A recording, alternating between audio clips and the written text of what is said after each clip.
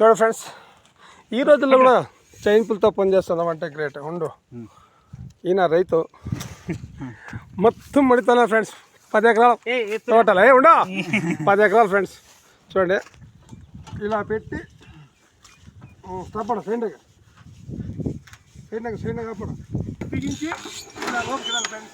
చూడండి, ఈ మెకానిక్లో ఇంకా ట్రాక్టర్తోనే పనిచేసేది కాదు, ఈ పని కూడా చేస్తేనే బాగుంది ఫ్రెండ్స్. ఇలా వదిలి అలా పెట్టి అలా పైప్ మసుకు వచ్చి తగిలేయాల సైడ్ ఇలా 18 గంటల గడాతో బ్యాండ్ అనమాట. బ్యాండ్తో ఘనంగా పైపులు 20 పైపుల వరకు ఇలా చేయాల్సిన అవసరం కాదు ఫ్రెండ్స్.